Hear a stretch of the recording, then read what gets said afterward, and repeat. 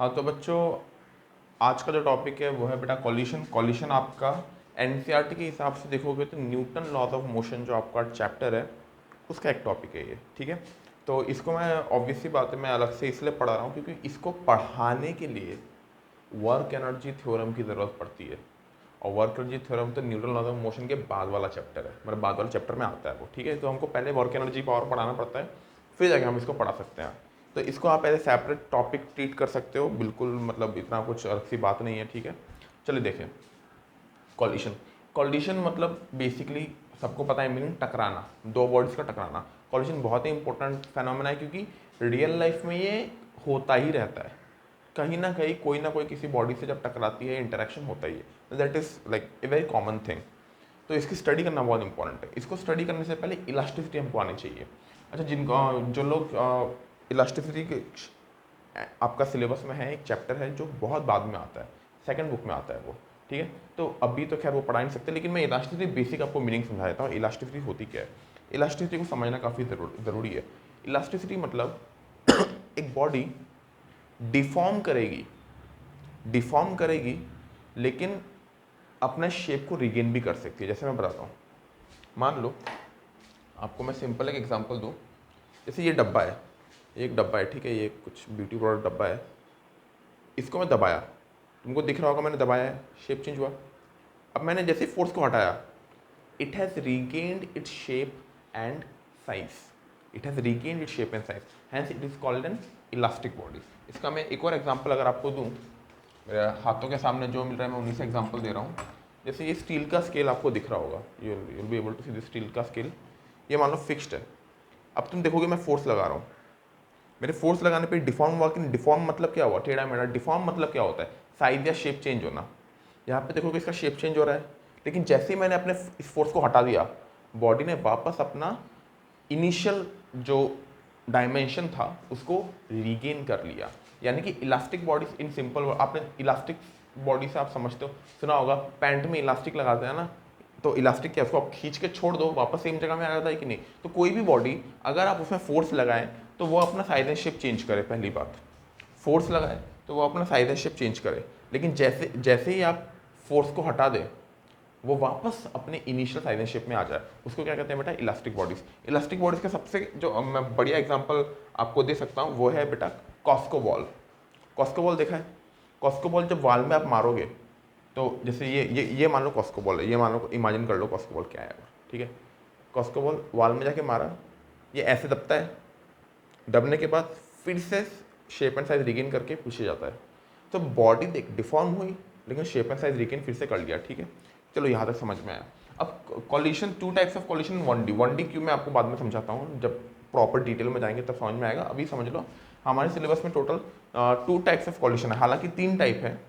तीसरा टाइप अभी मैं लिखा नहीं रहा हूँ क्योंकि अभी लिखाऊंगा तो आपको वो समझ में नहीं आएगा, पहले मुझे ये दोनों पढ़ाना पड़ेगा फिर तीसरा वाला समझाना पड़ेगा, ठीक है। तो अभी के लिए आप ये दोनों को लिख के रखें। तीसरा वैसे पार्शियली इलास्टिक होता है।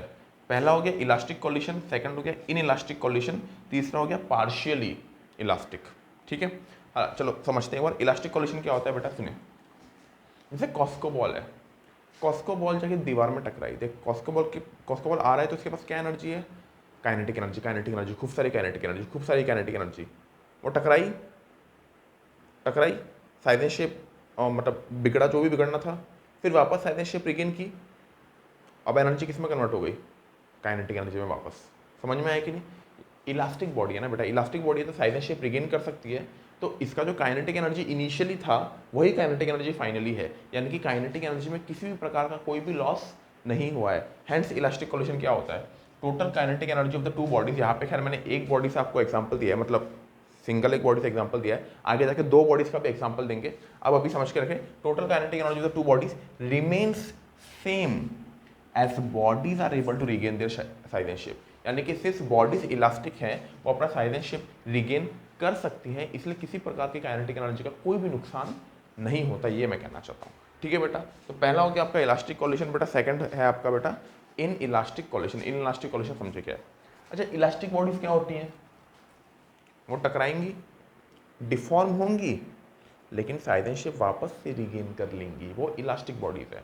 इन इलास्टिक बॉडीज उनका ठीक उल्टा, वो टकराएंगी डिफॉर्म होंगी लेकिन साइज एंड शेप रिगेन नहीं कर सकती। समझ में आया कि नहीं? साइज एंड शेप रिगेन नहीं कर सकती, रैदर वो चिपक के बैठ जाती हैं।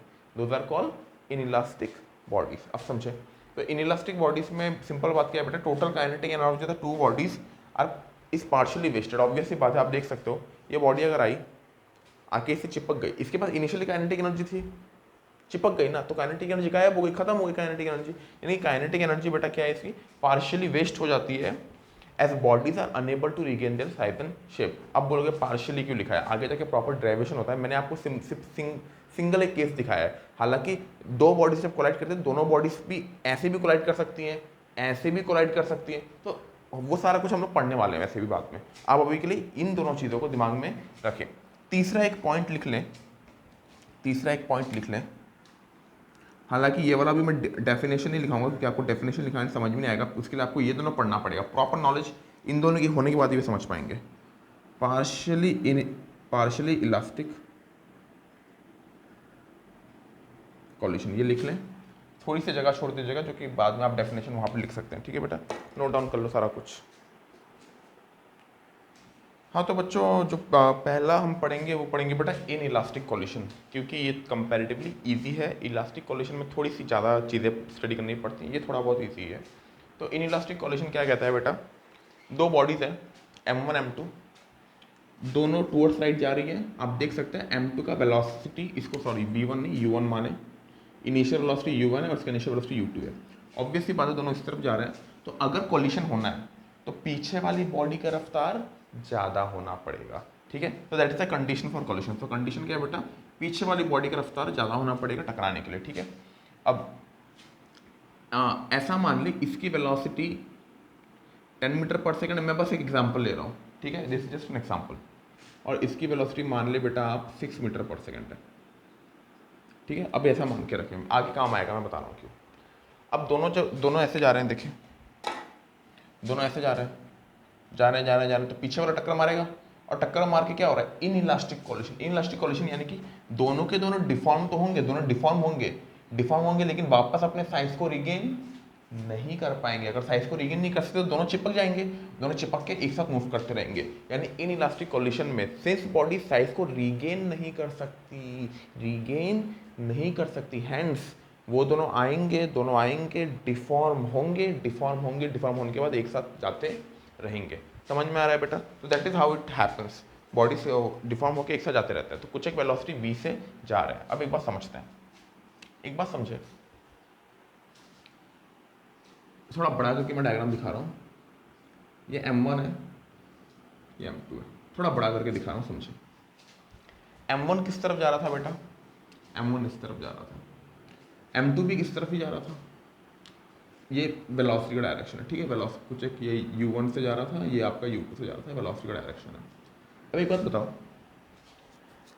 जब M1 ने जाके M2 को टक्कर मारा तो M2 को फोर्स किस तरफ फील हुआ, M1 ने जाके M2 को धक्का मारा ना, पीछे से धक्का मारा, तो M2 को फोर्स किस तरफ फील हुआ बेटा, आगे की तरफ फोर्स फील हुआ। फोर्स किस तरफ फील हुआ बेटा, आगे की तरफ। नेक्स्ट, M1 ने जाके जब M2 को धक्का मारा तो M2 ने वापस इसको धक्का मारा होगा, एक्शन रिएक्शन, तो इसको फोर्स किस तरफ फील हुआ बेटा, पीछे की तरफ। अब आप एक चीज समझ सकते हो कि अगर मैं इस बॉडी की बात करूं, M2 की बात करूं, तो M2 जिस तरफ जा रही है उसी तरफ फोर्स लग रहा है, यानी M2 की वेलोसिटी क्या होगी बेटा, बढ़ेगी। समझ में आ रहा है कि नहीं? और बेटा बॉडी जिस तरफ जा रही है उसी तरफ पीछे से कोई धक्का मारे तो बॉडी की वेलोसिटी बढ़ती है। इस केस की बात करें, बॉडी जा किस तरफ रही है, इस तरफ जा रही है, लेकिन फोर्स किस तरफ लग रहा है, पीछे की तरफ लग रहा है, तो इसकी वेलोसिटी क्या होगी बेटा, थोड़ी कम हो जाएगी। समझ में आए? तो फाइनल वेलोसिटी करीब 8 मीटर पर सेकंड, जैसा मैं एक एग्जांपल देके आके समझा रहा हूं ताकि आपको फील आए। अब देख सकते हो फाइनल क्या है, दोनों चिपक गए और दोनों साथ में मूव कर रहे हैं, कितने वेलोसिटी से, 8 मीटर पर सेकंड से साथ में मूव कर रहे हैं। ठीक है, साथ में 8 मीटर पर सेकंड से मूव कर रहे हैं। अब मैं आपको बताता हूँ, इधर सुने। आप M2 की देखें, M2 क्या था, M2 जिस तरफ जा रहा था उसी तरफ फोर्स लग रहा था, यानी कि M2 का वेलोसिटी क्या होगा बेटा, इंक्रीज करेगा, और इसका वेलोसिटी क्या करेगा, डिक्रीज करेगा, क्योंकि जिस तरफ जा रहा है उसके अपोजिट में फोर्स लग रहा है। अच्छे से देखो, इसकी वेलोसिटी U2 6 मीटर पर सेकंड थी, बढ़ के कितनी हो गई, 8 मीटर पर सेकंड। इसकी वेलोसिटी क्या थी बेटा फर्स्ट वाली की 10 मीटर पर सेकेंड, घट के 8 मीटर पर सेकेंड हो गई। समझ में आया कि नहीं? यानी कि m2 का वेलोसिटी बढ़ गया और m1 का वेलोसिटी कम हो गया, वही तो बता रहा था मैं। समझ में आया बेटा? चलो, ऐसा रियलिटी में होता है, ठीक है। हालांकि मैंने ये वैल्यूज टोटली आपका रैंडम ली है 10, 6, 8, ये मासेस पे डिपेंड करती है, बॉडीज़ का मास कितना है सब कुछ पे डिपेंड करता है, वो भी देखेंगे, ठीक है। अब एक बात समझे, since m1 is applying force on m2 and vice versa, hence these forces can be considered as internal forces, ठीक है। कैन भी नहीं, these forces can मतलब है ही, आप समझे एक चीज़ को। मान लो मैंने m1 और m2 को एक सिस्टम माना, दोनों को एक सिस्टम मान लिया, मतलब दोनों को, अब मैं आगे जितना कुछ भी डिस्कशन करूंगा दोनों को एक साथ मान के करूंगा, इसलिए इन दोनों को क्या बोला जाता है, सिस्टम बोला जाता है। दोनों को एक साथ मान के करूंगा। अच्छा, दोनों को एक साथ मान के करूंगा तो आप एक बात बताओ, m1 m2 को धक्का मार रहा है, m2 m1 को धक्का मार रहा है, जो कि ऑब्वियस है। m1 m2 को धक्का मार रहा है, m2 m1 को धक्का मार रहा है, जो कि हम देख ही चुके हैं, आपस में धक्का मुक्की चल रहा है। लेकिन हम दोनों को सिस्टम के अंदर कंसिडर किया है, और दोनों को जब सिस्टम के अंदर कंसिडर किया है तो दोनों आपस में धक्का लगा है, तो that forces will be considered as internal force, क्योंकि वो सिस्टम के अंदर के ही चीज़ें आपस में फोर्स लगा रही हैं। कोई बाहर से फोर्स लगा रहा है क्या? नहीं लगा रहा। दोनों आपस में भी फोर्स लगा रहे हैं, तो दोनों आपस में फोर्स लगा रहे हैं, तो इन दोनों के लिए द आपस में वाला force that can be considered as internal force. अगर इंटरनल फोर्स, ये फोर्स क्या हो गया बेटा? Internal force. अच्छा, इंटरनल फोर्स तो है, लेकिन एक्सटर्नल फोर्स कुछ है क्या बेटा? नहीं, एक्सटर्नल फोर्स नहीं है, क्योंकि बाहर से कोई फोर्स नहीं लग रहा, ये दोनों आपस में ही लगा रहे हैं। सिंस एक्सटर्नल फोर्स नहीं है, क्या मैं बोल सकता हूँ momentum is conserved, P initial equal to P final. कौन सा था बेटा? न्यूटन सेकंड लॉ, याद है कि नहीं? न्यूटन सेकंड लॉ याद है? F इक्वल टू क्या था बेटा? Rate of change of momentum. तो F अगर जीरो है तो rate of change of momentum भी जीरो हो गया। Rate of change of momentum zero, यानी कि momentum equal to constant. Momentum constant का मतलब क्या होता है बेटा? Initial momentum equal to final momentum. ये सब चलो बचकानी चीज़ें आप लोग को मिल ही चुका है, ये सब मैं ऑलरेडी लॉज ऑफ मोशन में करा ही चुका हूँ। अब एक चीज़ सुने, P initial equal to P final. आप मेरे को इतना बता दो यार, सिस्टम का इनिशियल मोमेंटम क्या है? इनिशियल मोमेंटम हो गया m1u1 प्लस इनिशियल मोमेंटम, पूरे सिस्टम का बात कर रहा हूँ। इनिशियल मोमेंटम क्या है? m2u2। सिस्टम का फाइनल मोमेंटम क्या है? दोनों एक साथ मूव कर रहे हैं, m1 plus m2 into v। So what is the final velocity of the body? m1u1 plus m2u2 divided by m1 plus m2। तो this is the final velocity. बहुत ही बढ़िया रिजल्ट है। अब मैं आपको एक चीज़ बताता हूँ, एक चीज़ आपको मैं समझा चुका हूँ कि सेकंड बॉडी का पहले वाली बॉडी का वेलोसिटी कम हो गया, सेकंड वाली बॉडी का वेलोसिटी बढ़ गया, तो जो फाइनल वेलोसिटी होगा that will be lying between the initial velocity of the two bodies. समझ में आया? यानी कि u1 और u2 के बीच में इसकी वेलोसिटी लाई करेगी। आप लिखना चाहें तो इसको लिख सकते हैं बेटा, ठीक है। नोट डाउन कर लें आप लोग। इनइलास्टिक कोलिशन पढ़ रहे थे तो मैंने बताया था कि इनइलास्टिक कोलिशन में बेटा दोनों टकरा के डिफॉर्म हो जाते हैं। डिफॉर्म होते हैं तो एनर्जी का नुकसान होता है। अब हम चेक करेंगे कि कितना एनर्जी का नुकसान होता है। अच्छा, एनर्जी का नुकसान मतलब कि मान ले पहले 100 जूल एनर्जी थी, पहले 100 जूल एनर्जी थी, बाद में 80 जूल हो गई मान ले, तो कितना एनर्जी का नुकसान हुआ? 20 जूल। कैसे निकाला हमने? Initial energy minus final energy, initial energy minus final energy, तो वही करने वाले हम लोग। तो सिस्टम का इनिशियल कंडीशन क्या है बेटा? ये है initial condition. So what is the initial energy? Half m1u1 square plus half m2u2 square. Initial system के पास काइनेटिक एनर्जी है सिर्फ, माइनस फाइनल क्या है बेटा? दोनों एक हो गए, दोनों एक साथ मूव कर रहे हैं, यानी कि final half m1 plus m2 into v square. समझ में आ रहा है? अब इसको हम लोग सॉल्व करेंगे। Half m1u1 square plus half m2u2 square minus half. आप लोग साथ साथ बेटा करते जाना इसको। v का वैल्यू हम लोग पुट कर देंगे, अभी अभी ड्राइव किया था हमने, m1u1 plus m2u2 by m1 plus m2। या तो होगा आपको ये v पूरा स्क्वायर हो रहा है, यानी कि न्यूमरेटर भी स्क्वायर डिनोमिनेटर भी स्क्वायर, ठीक है। अब आगे का बताओ, m1 प्लस m2 नीचे m1 plus m2 whole square, तो सिर्फ एक m1 प्लस m2 बचेगा। तो आप लोग पहले ये स्टेप लिख लें, इसके बाद मैं मॉडिफाई करके बता रहा हूँ आपको क्या लिखना है। आई होप लिख लिया होगा। ये मिट गया और ये स्क्वायर हट गया, तो सिर्फ एक m1 प्लस m2 बचा, यहाँ पे हाफ हो गया माइनस में। समझ में आया? ठीक है, इसको नोट डाउन कर लीजिए आप लोग। ऊपर वाला पार्ट मिटा रहा हूँ क्योंकि ऊपर में हम लोग करने वाले हैं जो भी आपका कैलकुलेशन है। मैं चेक कर लेता हूँ आपका रिफ्लेक्शन वगैरह का कोई इशू तो नहीं है, क्योंकि यहाँ पे थोड़ा बहुत रिफ्लेक्शन पड़ रहा होगा, आपको दिख रहा होगा। चलो भाई, तो loss in energy equal to, अगर मैं हाफ कॉमन ले लूँ, अंदर क्या बच रहा है इधर देखें, m1 u1 square plus m2 u2 square, ठीक है। अच्छा, m1 प्लस m2 में एलसीएम ले सकता हूँ ना, आप अच्छे से देखो। अगर मैं m1 प्लस m2 एलसीएम ले लूँ तो इस पूरे चीज़ देख, हाफ मैंने पहले कॉमन ले लिया तो हाफ पूरा बाहर कॉमन आ गया, तो अंदर क्या बचा, अंदर ये बचेगा, देख अंदर ये बचेगा, ठीक है। तो अब मैंने क्या किया, इसको भी एक चीज़ मान लिया, और अभी m1 प्लस m2 को मैंने एलसीएम ले लिया, तो m1 प्लस m2 किससे मल्टीप्लाई होगा, इससे मल्टीप्लाई होगा, माइनस आपका जो भी है m1 u1 plus m2 u2 whole square. मैं एक बार चेक कर लेता हूँ, क्योंकि रिफ्लेक्शन पड़ सकता है। नहीं, रिफ्लेक्शन इसके ठीक ऊपर है, तो उतना कुछ नुकसान हुआ नहीं अपना। इसको मिटा रहा हूँ मैं, आप लिख लें एक बार। अब देखिए, थोड़ा सा मतलब लंबा लिखना इसका हो जाता है, लेकिन अब डिराइवेशन आपको आना चाहिए, इसलिए मैं स्टेप बाय स्टेप दिखा रहा हूँ, ठीक है। देखिए, हाफ, ये पहली बात, m1 से इसको मल्टीप्लाई करें, ये हो जाएगा m1 square u1 square, m1 से इसको मल्टीप्लाई करें, ये हो जाएगा m1 m2 u2 square, m2 को इससे मल्टीप्लाई करो, क्या हो जाएगा बेटा, m1 m2 u1 square, m2 को इससे मल्टीप्लाई करो, ये हो जाएगा बेटा m2 स्क्वायर u2 स्क्वायर, minus a plus b whole square, यानी कि क्या हो गया बेटा, a स्क्वायर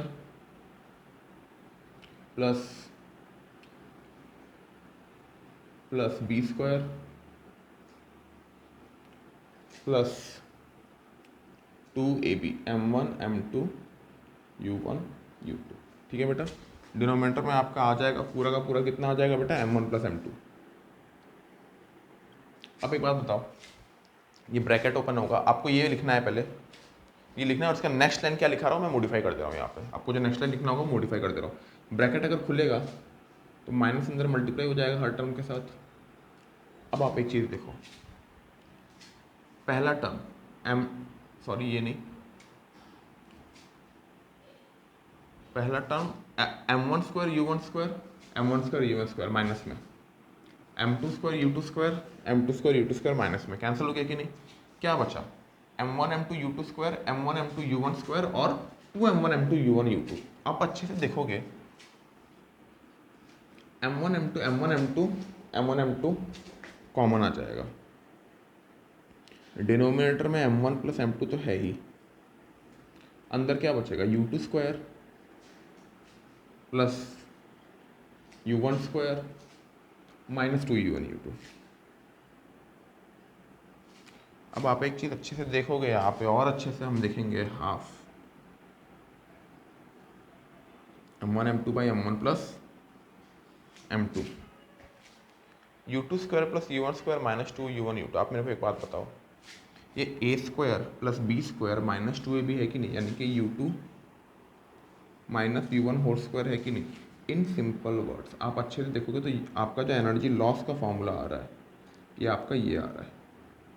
अब एनर्जी लॉस के फॉर्मूले में आप एक चीज़ अच्छे से देखें, हाफ पॉजिटिव है, m1 m2 m1 by m1 plus m2 ये पूरा का पूरा टर्म भी पॉजिटिव है, u2 माइनस u1 भी पॉजिटिव, अच्छा u2 minus u1 positive negative कुछ भी हो, स्क्वायर तो है ना भाई, यानी ये पूरा टर्म क्या हो जाएगा, पॉजिटिव, ये भी पूरा टर्म पॉजिटिव, यानी कि लॉस ऑफ एनर्जी पॉजिटिव, यानी कि कुछ भी कर लो एनर्जी लॉस तो होना ही होना है, और एनर्जी लॉस का ये फॉर्मूला है, बहुत ही सिंपल फॉर्मूला है, half into m1 m2 by m1 plus m2 difference of velocity का स्क्वायर। बहुत ही सिंपल रिजल्ट, याद आप रख सकते हैं, आपकी मर्जी नहीं रखना तो भी कोई प्रॉब्लम नहीं, समझ में है, नोट डाउन बेटा, इसको आप लोग कर लो।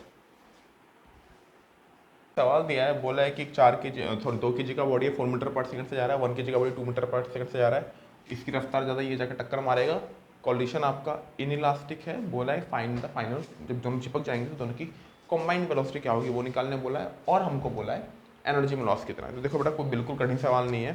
पहली बात, दोनों एक दूसरे को टक्कर मारेंगे तो भाई दोनों को टकरावट एक दूसरे में फोर्स लगाएगा, बट अगर दोनों को हम सिस्टम मान लें, इन दोनों को सिस्टम मान लें, तो इन दोनों का फोर्स क्या हो जाएगा, internal force, hence external force क्या हो गया बेटा, 0, यानी कि initial momentum equal to final momentum. और is the initial momentum 2 into 4 plus 1 into 2, what is the final momentum. दोनों जब टकरा जाएंगे तो दोनों मिलके एक साथ वेलोसिटी v से मूव करेंगे, दोनों मिल जाएंगे, यानी 2 + 1 3 total mass into velocity v। 8 + 2 10/3 बेटा आपका आ रहा है वेलोसिटी मीटर पर सेकेंड। तो फाइनल जो कॉम्बाइंड वेलोसिटी आ रही है बेटा आपका आ रही है 10/3। अब अपने को निकालना है लॉसी एनर्जी। देखो बेटा लॉसी एनर्जी का आप लोग डायरेक्टली फॉर्मूला लगा सकते हो, half m1 m2 by m1 + m2 into difference in velocity square. Half m1 m2 कितना है बेटा 1 into 2 by 1 + 2, difference in velocity कितना है बेटा 4 - 2। 4 - 2 कितना होता है बेटा 4 - 2 कितना होगा 2 स्क्वायर होगा, ठीक है ना, डिफरेंस इन वेलोसिटी स्क्वायर। तो अच्छे से देखोगे 2 और 2 ये कैंसिल हो जाएगा, आंसर आ रहा है बेटा आपको 4/3 जूल। यहाँ तक आपको समझ में आया बेटा। तो आपको कितना एनर्जी का नुकसान हो रहा है बेटा 4/3 जूल का नुकसान हो रहा है। बच्चे होते हैं उनको बोलते हैं कि सर हमको फार्मूला से नहीं समझ में नहीं आता, फार्मूला से मत कराओ, आप हमको सिंपल तरीके से कराओ, मतलब इतना फार्मूला हम याद नहीं रखते। तो कोई बात नहीं बेटा, आंसर पहले नोट डाउन कर ले 4/3 जूल है।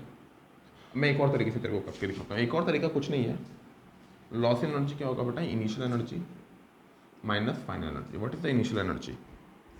इनिशियल काइनेटिक एनर्जी कितना है बेटा half mass into velocity square plus half mass into velocity square, ये initial energy, minus what is the final energy half what is the mass 3 into B square. अच्छे से देखेंगे 2 2 cancel 16 + 2 minus half 3 into what is the final velocity 10/3 square. तो 10/3 square 100/3 into 3 हो जाएगा, 3 और 3 cancel, कितना आ रहा है 18 माइनस 3 3 कैंसिल 50/3, ये हो गया बेटा आपका 8 3 जा ये 2 6 54 माइनस 50/3, क्या ये बेटा 4/3 जूल आ रहा है। देखो भाई रिजल्ट सेम आएगा, मैं देख लेता हूँ ये पूरा नीचे तक तो नहीं आ गया, रिजल्ट बेटा सेम आएगा। बस आपको ये ध्यान में रखना है कि आपको बेसिक्स पता हो बेटा, बेसिक्स पता है तो आप कर सकते हो, कोई बड़ी बात नहीं है, ठीक है, नोट डाउन कर लें आप। अगर मान लो यहाँ पे ऐसा दिया हो कि ये 2 मीटर पर सेकंड की जगह ये इस तरफ जा रहा है, हो सकता है भाई, बिल्कुल होता है। गाड़ी का एक्सीडेंट वगैरह होता है, मतलब हालांकि बिल्कुल भगवान ना करे कि हो किसी का एक्सीडेंट, बट आपने देखा तो मैं भी देखा होगा, नहीं देखा होगा, गाड़ी ऐसे आके टकराती है, तो ऐसे कोलिशन काफ़ी ज़्यादा कॉमन होते हैं। तो इस टाइप के कोलिशन का एक सवाल करते हैं, कोई बात नहीं बेटा, दोनों टकराएंगे तो दोनों आपस में फोर्स लगाएंगे मान लो दोनों टकराने के बाद इस तरफ जाते हैं, क्योंकि ऑब्वियसली बात है थोड़ा भारी है, इसका वेलोसिटी भी ज़्यादा है, तो टकराने के बाद दोनों इस तरफ जाएंगे, ठीक है, दोनों इस तरफ जा रहे हैं वेलोसिटी v से। Again initial momentum equal to final momentum, क्योंकि आपस में टकरा रहे हैं तो सारे फोर्सेस इंटरनल हैं। हम इस तरफ को पॉजिटिव मान लेते हैं और इस तरफ को बेटा क्या मान लेते हैं नेगेटिव, ठीक है, पॉजिटिव वीडियो के राइट साइड में, नेगेटिव वीडियो के लेफ्ट साइड में। So what is the initial momentum 4 × 2 plus initial momentum से कितना है बेटा 1 इंटू वेलोसिटी कितनी है -2, क्योंकि डायरेक्शन उल्टी है, ठीक है, डायरेक्शन नेगेटिव तरफ है इसकी velocity, equal to final momentum net velocity final हमने इस तरफ माना है, यानी कि पॉजिटिव माना है, यानी आंसर कितना हो जाएगा 3 into V net mass into net velocity. समझ में आ रहा है। यहाँ पे देखिएगा 4 2 8 8 - 2 6 वेलोसिटी आ रहा है बेटा आपका 2 मीटर पर सेकंड, ठीक है, वेलोसिटी अगर 2 मीटर पर सेकंड आ रहा है, लॉसी एनर्जी कितना होगा half m1 m2 by m1 plus m2 into ऐसा लिख ले u2 minus u1 whole square half what is the two masses 1 into 2 by 1 + 2, what is the difference in velocity fine sorry u2 minus u1 क्या है बेटा इसकी velocity कितनी है बेटा -2 minus what is u1 is +4 whole square, कितना हो गया बेटा ये 2 2 कैंसिल 1/3 इंटू ये हो गया 6 स्क्वायर, -6 स्क्वायर बोलो 6 स्क्वायर बोलो एक ही बात है बेटा, -6 का स्क्वायर भी 6 स्क्वायर ही होता है। 36/3 बेटा ये हो गया 12 जूल। तो कितना एनर्जी का लॉस हो रहा है बेटा 12 जूल की एनर्जी का लॉस हो रहा है इस सवाल में। तो बहुत ही 2 डिफरेंट टाइप के सवाल हैं, इसमें यही 2 वेरिएशन है और इसमें क्या वेरिएशन होंगे आप नोट डाउन कर सकते हैं बेटा। हाँ तो बच्चों देखो अभी जो हमारा टॉपिक है वो है बेटा elastic collision, inelastic collision हम करा चुके हैं।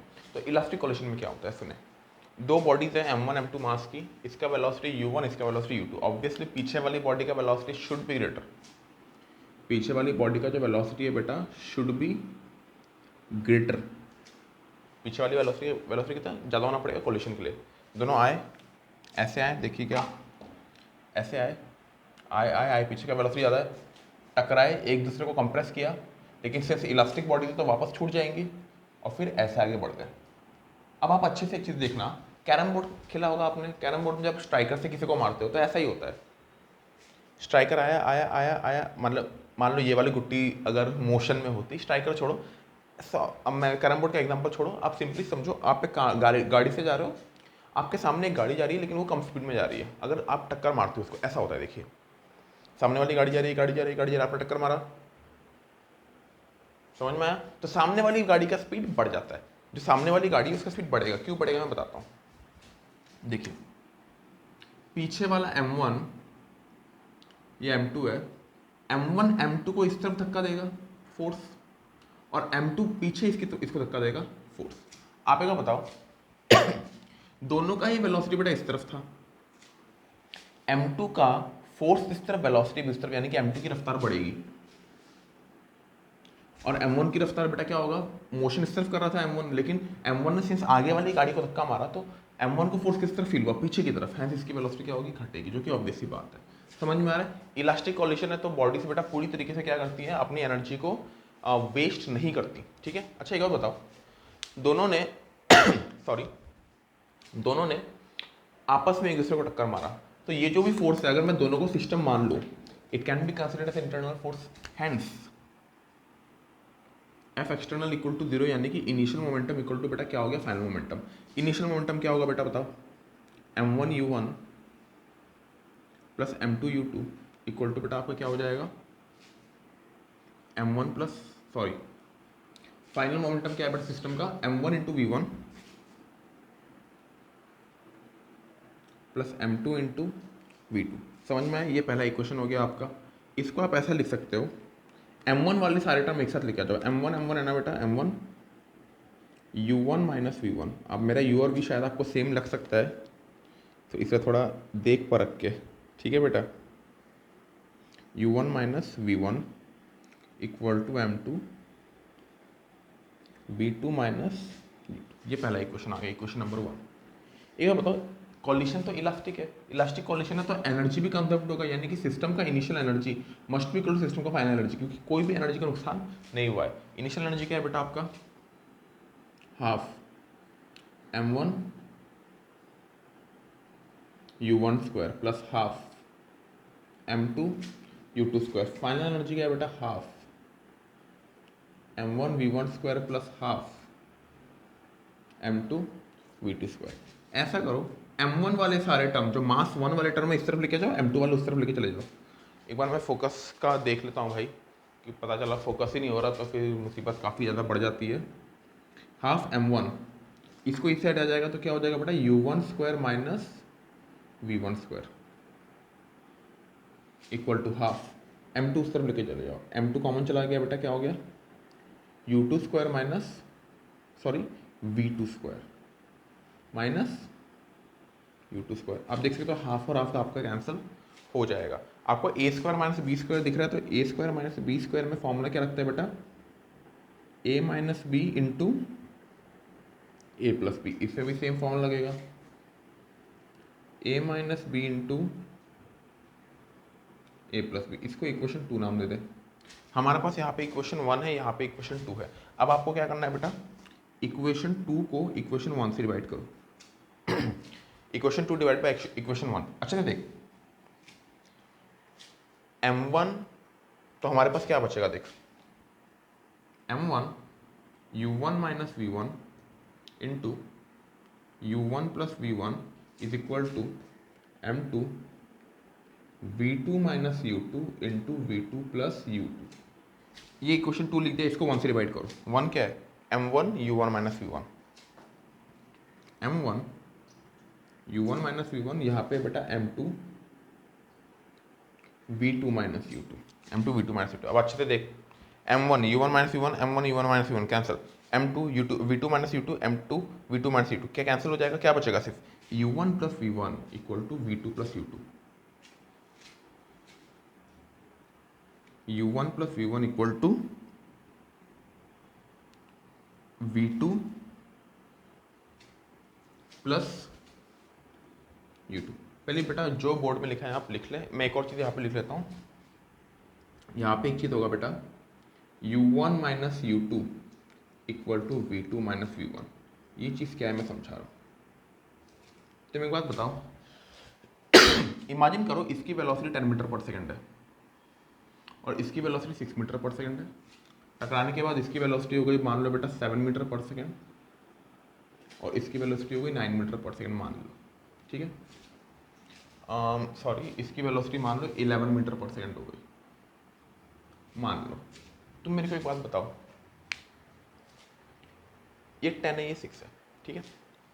पीछे वाली गाड़ी सामने वाली गाड़ी को कितना वेलोसिटी से अप्रोच कर रही है, अप्रोच कर रही है मतलब समझ, what is the velocity of this car with respect to this. In short, आगे वाली कार अगर 6 से जा रही है, तुम उसको 10 मीटर पर सेकंड से अप्रोच कर रहे हो, यानी कि तुम उसको 10 माइनस 6 4 मीटर पर सेकंड से अप्रोच कर रहे हो। So what is the velocity of approach 10 minus 6, what is the velocity of approach u1 minus u2 is the velocity of approach. एक बार मैं देख लेता हूँ, बहुत ज़्यादा नीचे तो नहीं लिया, नहीं लिखा है। तो u1 minus u2 is what velocity of approach, ठीक है। नेक्स्ट एक बात बताओ, ये 7 मीटर टकराने के बाद इसका वेलोसिटी कमेगा, इसका वेलोसिटी बढ़ेगा। अब एक बात बताओ, ये 7 से जा रहा है और ये 11 से आगे भाग रहा है, तो दोनों सेपरेट हो रहे हैं कि नहीं, दोनों सेपरेट हो रहे हैं। देख ऐसे सेपरेट हो रहे हैं कि नहीं, सेपरेट हो रहे हैं, सेपरेट हो रहे हैं। तो दोनों जो सेपरेट हो रहे हैं दोबारा दिखाता हूँ, देख ऐसे सेपरेट हो रहे हैं कि नहीं, दोनों सेपरेट हो रहे हैं। किस रफ्तार से सेपरेट हो रहे हैं, व्हाट इज द किस स्पीड में वो लोग सेपरेट हो रहे हैं। अगर ये 7 से जाएगा, ये 11 से जा रहा है, तो 4 मीटर पर सेकंड से सेपरेट हो रहा है ना भाई, 11 माइनस 7। तो that is the velocity of separation, velocity of separation given by 11 minus 4 और v2 माइनस v1। तो v2 minus v1 is what velocity of separation. Hence, velocity of approach is equal to velocity of separation in case of elastic collision। बेटा board में जो जो लिखा है आप सारा कुछ लिख लें। आई होप लिख लिया होगा। अब मैं कुछ कुछ चीज़ें मिटाऊंगा ताकि हमारा काम आसान हो जाए। ये सारा कुछ मैं मिटा रहा हूँ काम हमारा आसान करने के लिए।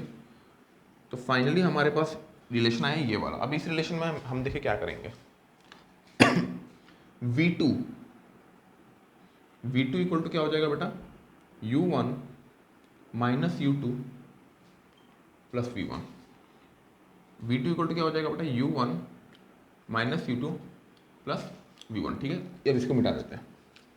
अब एक चीज़ देखें, v2 का जो वैल्यू है बेटा, आप इसको इक्वेशन 1 में पुट कर दीजिए, तो क्या हमें क्या मिलेगा, m1 u1 minus u1 m1 u1 minus u1 equal to m2 v2 minus u2। लेकिन v2 को जो क्या पुट करेंगे बेटा, ये वाला u1 minus u2 plus v1। तो हमने v2 का वैल्यू पुट कर दिया माइनस u2। आप एक चीज़ देखें, m1 u1 minus m1 v1 equal to m2 u1 minus u2 minus 2 u2, तो minus 2 m2 u2 plus m2 v1। अब हमको क्या निकालना है बेटा, हमारा काम क्या था, दोनों गाड़ी आ रहे हैं, फाइनली इनिशियल वेलोसिटी दी गई है, हमें फाइनल वेलोसिटी निकालनी होती है जनरली कि किस वेलोसिटी से दोनों इनिशियल दोनों टकराए। जैसे कि आपको क्वेश्चन में क्या दिया रहेगा कि दो गाड़ी है, एक गाड़ी का 10 मीटर पर सेकंड, दूसरा 12 मीटर पर सेकंड है, तो दोनों टकराए, टकराने के बाद दोनों की वेलोसिटी क्या होगी, यानी our objective is to find the final velocity v1 और v2 निकालना है। आप अच्छे से देखोगे इस इक्वेशन में m1 u1 इनिशियल वेलोसिटी तो बेटा क्वेश्चन में गिवन रहेगा, इनिशियल क्या वेलोसिटी से आ रही थी ये गिवन रहेगा, गिवन सब इनिशियल वेलोसिटी वाले टर्म है और मास वाले टर्म है। एकमात्र वेरिएबल क्या है, v1 समझ में आया कि नहीं। तो v1 वाले सारे टर्म को एक साथ लेके चले जाओ, तो v1 वाले सारे टर्म एक साथ जाएंगे, जो होता है m1 plus m2 into v1, m1 v1 इसको इस तरफ लेके जाओ और ये सारा यहाँ, ये सारा कुछ यहाँ पे लेके आ जाओ। तो m1 u1 minus m2 u1 plus 2m2 u2, समझ में आया। अब ऐसा करें भाई, यहाँ पे u1 कॉमन जा रहा है, m1 minus m2 into u1 plus 2m2 u2 is equal to m1 plus m2 into v1। अब ऐसा करो, पूरे इक्वेशन को m1 प्लस m2 से डिवाइड कर दो।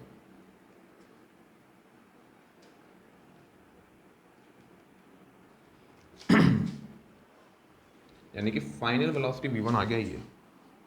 ये फॉर्मूला बेटा आपको याद शायद करना पड़ सकता है, सिलेबस में तो है, तो आपको बेटा ये याद करना पड़ सकता है। लेकिन आप सोच रहे हो कि सर इतना घटिया फॉर्मूला हम कैसे याद करेंगे, कैसे याद करेंगे हम इतना घटिया फॉर्मूला? बेटा तरीका याद करने का सुने मैं बताता हूँ कैसे याद करोगे। सुनो, आप लोगों को ये चीज़ याद रखना है। अच्छा, v1 को मैं एक बार इस तरफ लिख लेता हूँ, ठीक है, थोड़ी फील आ जाती है अपने को। आपको क्या याद रखना है सुने, पहले नोट डाउन कर लो आप लोग ये याद करो।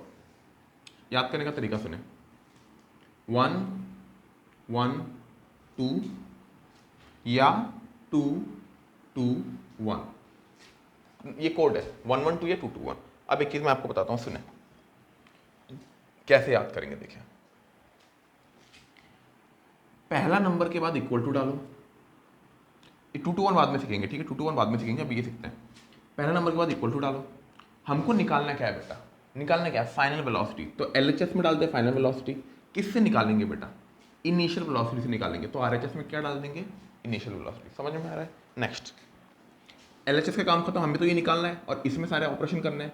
अब आपका काम है बेटा नेट मास से मल्टीप्लाई करें, जो टोटल मास है उससे, सॉरी, उससे डिवाइड करें, जो टोटल मास है उससे डिवाइड करें। समझ में आया? अब एक बार बता, ज़्यादा बार कौन सा नंबर आ रहा है, 1 1 2, ज़्यादा नंबर कौन सा आ रहा है, 1 2 बार आ रहा है। तो जो नंबर ज़्यादा बार आ रहा है उसको आगे रखो, दूसरों को माइनस कर दो। अच्छे से देख, 1 1 2 आ रहा है ना, तो ज़्यादा बार कौन आ रहा है, 1 आ रहा है, तो m1 माइनस m2 होगा। ज़्यादा बार कौन आ रहा है, 1 आ रहा है, तो m1 माइनस m2 होगा। अगर 2 आता तो m2 माइनस m1 होता, ठीक है।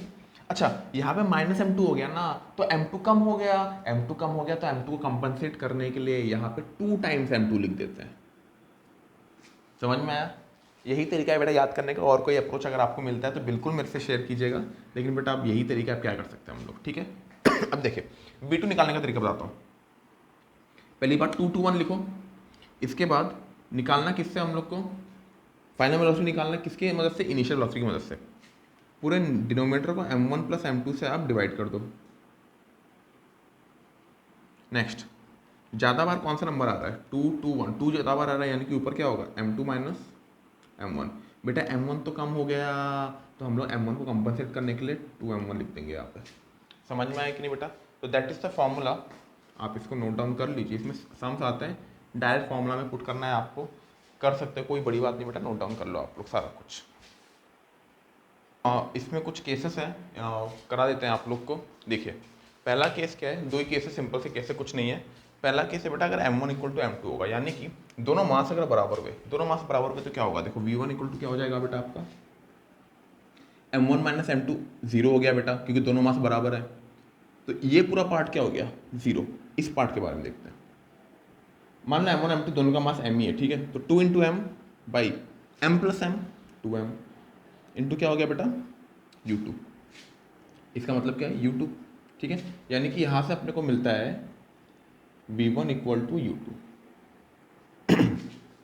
Second case, v2 equal to क्या होगा, m2 माइनस m1 क्या हो जाएगा बेटा, ये जीरो हो जाएगा, यानी ये पूरा चीज़ जीरो हो गया। यानी क्या हो गया बेटा, 2 इंटू m1, यानी m, ये भी नीचे ट्वाइस m इंटू u1, क्या हो गया बेटा यहाँ पे v2 इक्वल टू u1 आ गया। अब एक बात समझें, इसका साफ साफ मतलब क्या है, इसका साफ साफ मतलब ये है कि मान इसका वेलोसिटी क्या था, u1, इसका क्या था, u2। यानी कि जो पहले बॉडी का वेलोसिटी था वो दूसरे बॉडी का वेलोसिटी हो गया है।